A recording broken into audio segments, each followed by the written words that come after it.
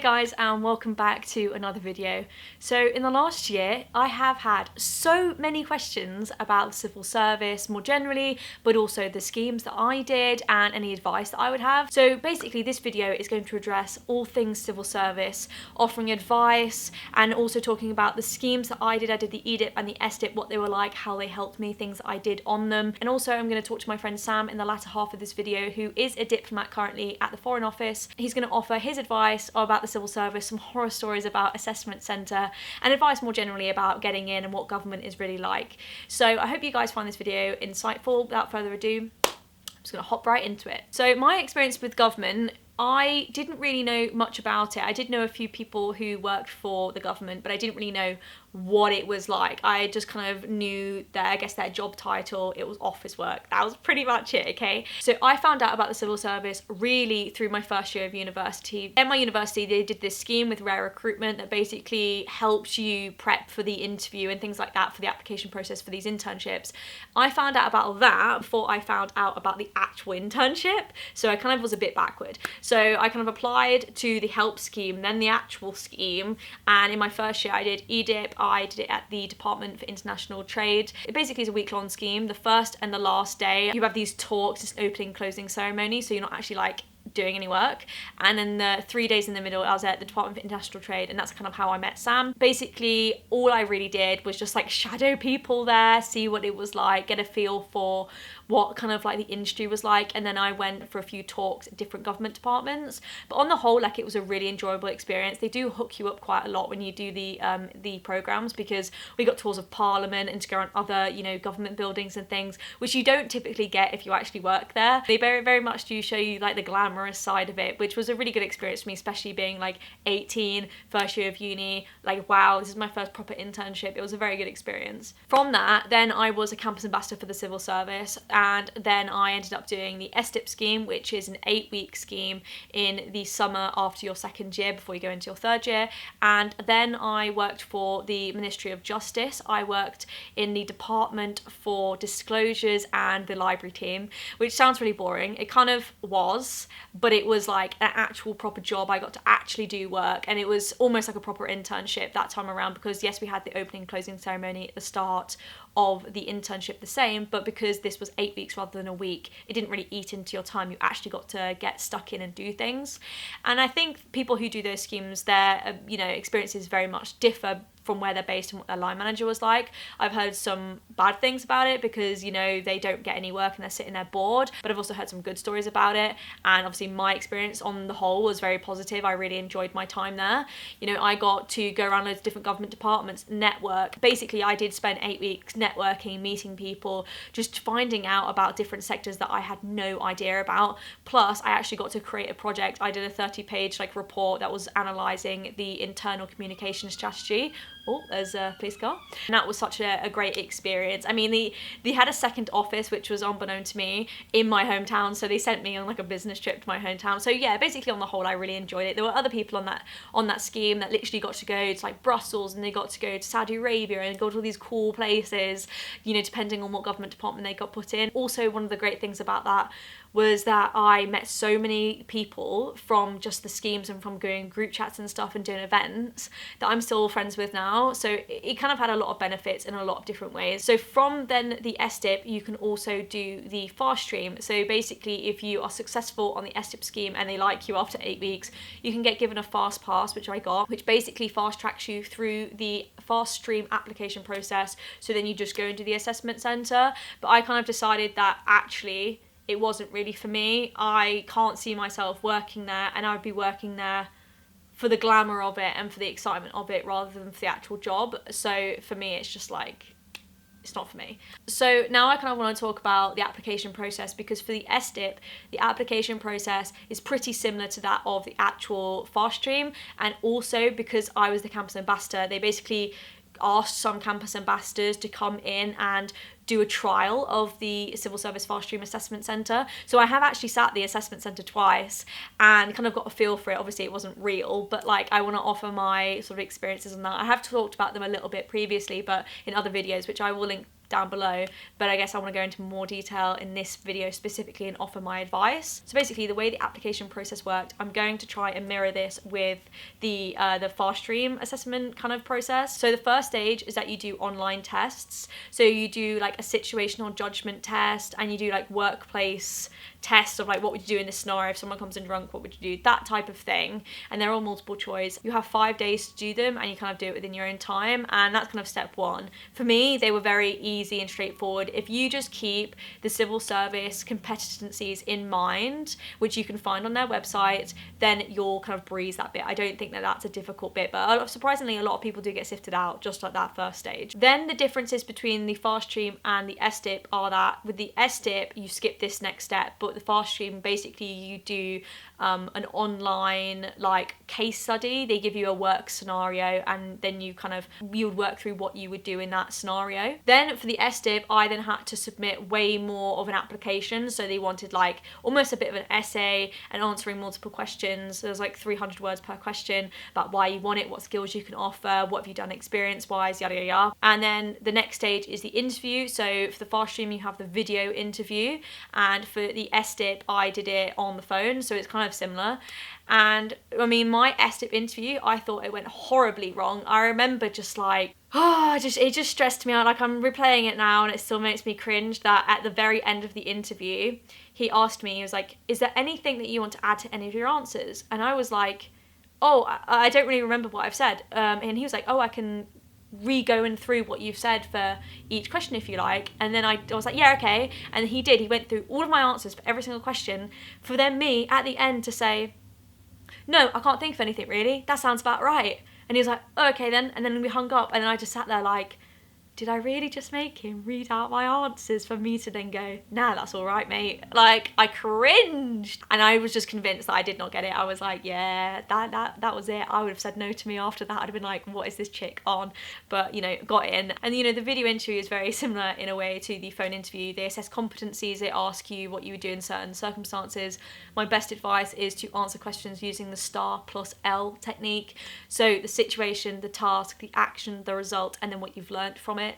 Everything they ask you, deliver your answer in that way, and also tailor each answer to the competency that that you're being asked on. All the competencies are online. I think they're called success profiles now, but they're all online. Basically the skills that they're wanting you to demonstrate, and the best way that I would say to prep for that is to go online, find out what all of the skills are, and then come up with 2 or 3 different examples from your work experience or from things that you've done that you could tailor to each example, and make sure they're all different. Have them on a piece of paper, know them like the back of your hand, so that when they ask you a question, you can immediately think, okay, this is this success profile, and this is the example that I will use to tailor it and give your answer. For me, that's what I did. I find that was just the easiest, most stress-free way to be able to do it. So then with the STIP, that's pretty much it. You do the interview, you're in. Whereas the fast stream, then you have to do the assessment centre, and now this is the thing that I think a lot of people stress out about because it's very intense. When I did it, there was 3 sections. You did like the individual section where you are on your own, you get given materials, and you basically have to like fill out a report. When I did it, it was basically a 30-40 page document containing all about this like policy they want to do, the public response to it, minister's response, all the information about it, and then you had to say like which one was the most cost-effective option. And you don't have time to necessarily read the document, so you just have to like go through the questions they've asked you and just like read with the purpose of what they've put, and just like type down kind of what you think and put it into some form of coherent report. I didn't actually find that was necessarily a stressful bit, in a way that was one of my most favourite bits about the assessment day. And then the other 2, which I found stressful, were the second section was kind of like you do an interview. I know they've had it as a presentation, and then they've also had an interview. I don't know what it currently is, but it was an interview when I did it. It's basically like a leadership thing where I sat down with my line manager, and they were like, all of your KPIs are on red. what they're quantifying your progress at. They're like, it's all bad, like, why is this the case? And then they say, give you some scenario about like, oh, there's been a data breach in your team, like what would you do? Like basically scenarios that your manager would sit you down with saying that you've messed up in this area, how are you going to cope with it? For me, having never had really like a formal boss before when I did it for the first time, not really knowing any of the jargon from the civil service and not really knowing like stakeholders and what that really means, I found it just really, really stressful. But then when I did it the second time around, when I had more knowledge of that, I felt like I was a lot better at it. But literally the first time I did it, I remember walking out of the room and wanted to cry, and I literally was just doing a mock because I was just helping them out, and I was thinking, God, if I actually had to do this for real, I would have freaking cried and had a breakdown. But then you do the group exercise. Now I think this is the thing that people stress out about the most. I personally found it quite enjoyable because it mirrored a lot of the work I did in my seminars at university. You get given sort of like a bit of policy or a point that you've then got to like further, and you all sit around a room, and basically each person has something that they want to get chosen, and you've basically got to work as a group to choose the right policy, if that makes any sense. And it's not necessarily about getting yours chosen, it's more about how you work as a team and how you kind of manage that time, and whether you scream over people or whether you actually listen to what people have to say, whether you know, acknowledge the good points in what they have to say. And because some of the things that they have in their policy might mirror what your like minister wants, so you can kind of like side with them and team up with people. It's kind of about how you do that, how you work as a group to try and get the best outcome for everybody, rather than just like me. It's quite stressful in that you really get a sense that you're competing against people. You know, you're all sitting in the same room and you're looking at people like we've got to act like colleagues, but really we're all almost rivals because we're going for the same position. So I can understand like the stress around that. I think if you go into it and you just like, I'm going to do the best that I can and not get stressed and not rise to any of the emotions other people might show, because some people are really quiet, some people kick off and go like ape, some people try and take over and want it to be their thing all the time, and you've kind of just got to move the discussion on. I think my main tips would just be listen to what everybody's saying, but like acknowledge that it's a timed task and that you need to kind of have an outcome at the end of it. So like if you can be that person that kind of moves the group on and ensures conversations flowing in the right direction, then I think it will go down well. And then the final section of getting into the civil service is you do the final selection board. These really depend on what kind of fast stream you pick, and also like what government department and things that you want to go into. They're very specific on the role that you want to do, whether it's like generalist, economist or diplomatic. They're all going to be very different. I know the diplomatic kind of route, they get you to do like a language test, and they kind of see like what your aptitude for languages are, amongst many other things. To my knowledge, basically it's a formal interview. You sit down with who would be, I guess, your line manager, and I guess people from like HR and recruiting, and they see like your suitability to their department and the roles that they have available. And that's kind of like the final step in the application process, and then you're in. The application process is super long, ridiculously long.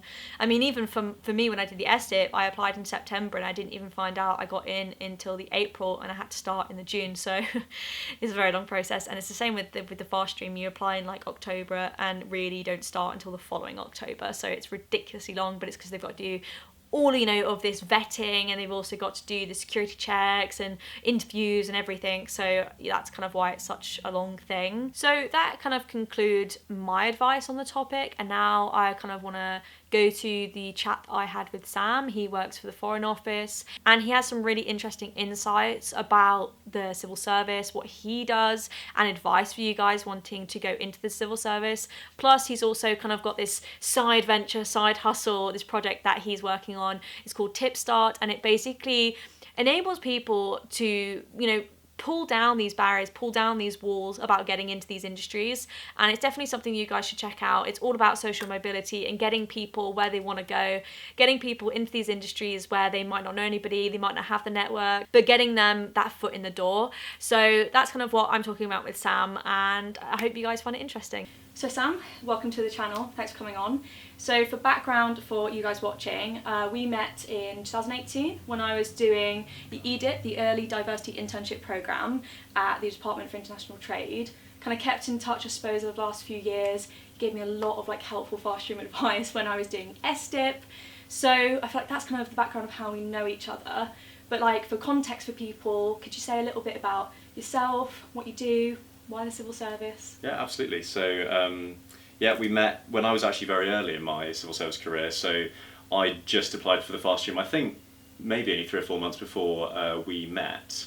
And I think the idea of us being put together at that point was because you're so fresh, you're kind of doing the process, and the idea is you pass stuff on. So I didn't really put a huge amount of thought actually into my career when I was at university. I got a job that I loved in Parliament actually while I was still finishing my third year, and that's one of the massive benefits actually of being at university in London. You get those kind of advantages on your doorstep. And so I kind of always just thought that I would do that. It was only really through interacting with civil servants actually in Parliament that I kind of saw that as something that I might want to do, and I was interested in policy, I was interested in research, and Parliament is a very specific kind of place to work, and you have to be a very specific kind of person, I think, to want to be there for a long amount of time, and I felt like I had done my time. And so yeah, I applied for the fast stream and went through the very long process, 6 or 7 stages, whatever it is, and got put into the Department for International Trade, which was amazing. I mean, it was so lucky, because they kind of say to you at the time, you could be anywhere in the UK, you could be doing everything from kind of running a job centre to doing DVLA policy in Cardiff to doing, you know, some of the most exciting Brexit stuff in London, and it's a bit of a kind of jumble mix and a raffle. So I felt very lucky to get that, and you know, the job didn't quite work out in the way I thought it would, and so I did something which I think quite a lot of people would think is insane, and I reapplied for the fast stream, but this time to the diplomatic service fast stream, and I've been working in the Foreign Office for the last 2 years. So you kind of mentioned before there that, so you're in Parliament, and then, so the culture, I imagine, is quite different between that and the civil service. Could you kind of talk a bit more about the differences? Did that prepare you in any way? Yeah, that's an interesting question. The model of working in Parliament is that you're actually in a big organisation, but in very small, intimate teams. There are civil servants that work in Parliament, but the majority of people that work there are kind of political roles within the sort of House of Commons infrastructure. Members of Parliament recruit teams in both their constituency and in London, and the ratio of how many staff are in either is kind of at the discretion of the Member of Parliament. But so I joined the parliamentary office, which was only about 3 of us, plus the MP, and I was only part-time.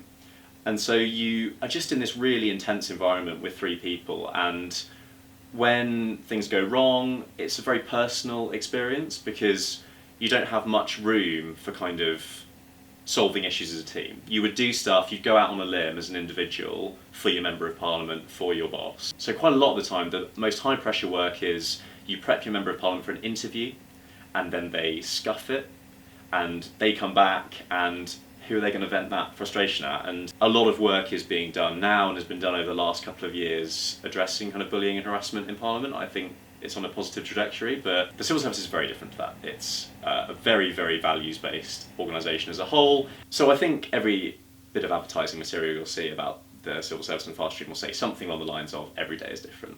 And I'm not going to be a cliche and stand behind that as my main answer to you. So what I'll do is I'll talk about just specifically what the policy making process feels like, because I think that's quite alien. Yeah. It doesn't really happen outside of government. So it starts at the top level political state. The Secretary of State in your department or a minister in your department or number 10 say that they would like to do X. It is then your job as a civil servant to look at that and convert it from an idea into something that can practically be implemented. So that's a question of sometimes logistics, it's a question of measurement, it's a question of value for money, and you have to consider all of those things, drawing on the expertise of your colleagues around you, sometimes drawing on external expertise, and there's a big debate about the use of consultants, etc. in the civil service. And you draw all of that thinking into a submission, or a similar policy document, which is essentially a piece of information that you hand to the Minister or the Secretary of State that says, this was your steer, or this was the idea that you want us to develop, or this is something we think could be useful in the current context. This is why it's useful, this is the timing, so is it urgent, is it something that maybe we'd want to implement over the next 5 years? This is the cost, these are the implications for the budget of the department, but also maybe for third-party pots of money we might draw on. You also talk about resources more holistically, so how will teams in your department have to change the way they're working and their priorities to meet this? And then often options. So let's say with regards to changing a city centre high street, one part of the department might be advocating for promoting buses and accessible public transport. The other part might say, well, actually the future is cycling, so we should design a high street that is better for cycling. And the other part might say, well, actually, we've got a quite young population in our town centre. We think we should prioritise pedestrianisation. Your submission has to review and articulate the costs and benefits of those various ideas in a way that is fair and balanced, but ultimately draws a recommendation. So I think you'll find if you went into Whitehall now, although, you know, a lot of the civil service is now geographically dispersed and it's actually been very effectively done, you would find civil servants sat at their computers pulling together these kind of documents and these kind of ideas somewhere along the chain to ultimately implement policy decisions. It is almost one of those jobs, those industries that is quite alien to a lot of people because it's kind of hard to kind of get your head around what that would be like unless you do it. And I think there is also that almost maybe misconception, especially about the Foreign Office and policy, that it's quite like an old white male like kind of route, and that everybody there has a certain view. Is that kind of been your experience? Do you think there's any challenges people might face to get into that kind of route? So I think you have to think about the staff in the civil service as two distinct groups. You have what are referred to as delegated grades, which is just jargon for pretty much everyone that isn't senior management, and then you have senior management, or the senior civil service as it's called.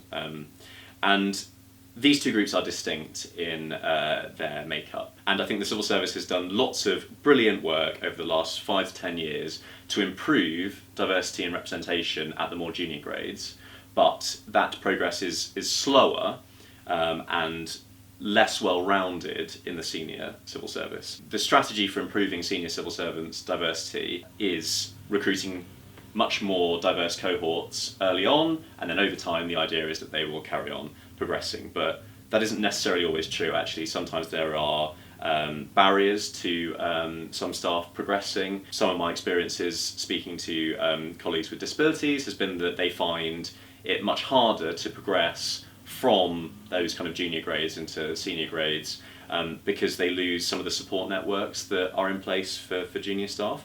And that's by no means that's a generalisation based on a couple of experiences that I've had personally. But the story can be applied, I think, broadly. I'm sure some of your viewers would be able to talk to their own personal experience of this, that people self-select themselves out of applying for somewhere like the civil service because they don't necessarily believe that people like them work there.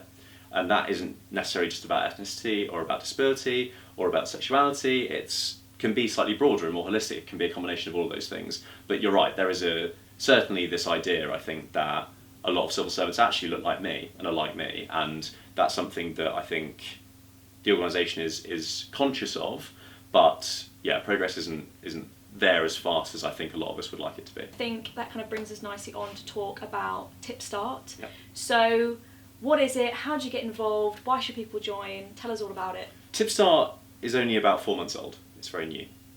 And it came about following a couple of conversations with a group of people that I have worked with, actually immediately after the murder of George Floyd. Speaking from my own personal experience, but I'm sure there are others that felt similar. I think what underpinned my initial reaction to it was the kind of biases that lots of people have been talking about for a very long time, and maybe I've not been as awake to as I should have been. Tipstart came about because I think myself and a lot of the people I work with, a lot of people I was at university with, at school with, and who are similar to me in background and experience, felt a real wish and desire to implement change, but fell for that classic barrier of worrying that what could they do as an individual that would actually have an impact. It was kind of from that problem and from that mindset, which really is kind of inexcusable, right? It's just, it's the default. It's the kind of, I can't change it, I'm not going to do anything. You kind of leave it to somebody else almost. Right.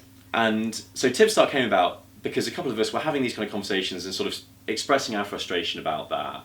And the idea was that it gave people, as individuals, the opportunity to have an impact. How that is realised in terms of the organisation is essentially a matching programme.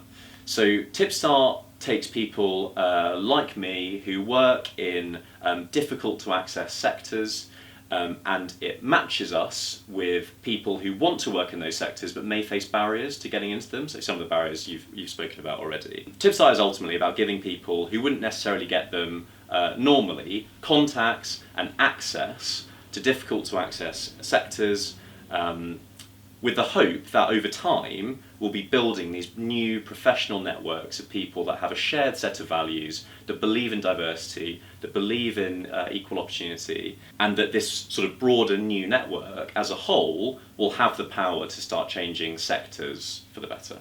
This sounds definitely really interesting, and it's definitely something I'm going to be looking forward to see how much it grows and how sort of the personal stories people have, you know, how that develops, what people have to say about it in the future. So I'm going to put all of the links to Tipstart down below in the description so you can contact them by the website, social media pages. I kind of want to talk now a bit more about the Civil Service Assessment Centre specifically. Yeah.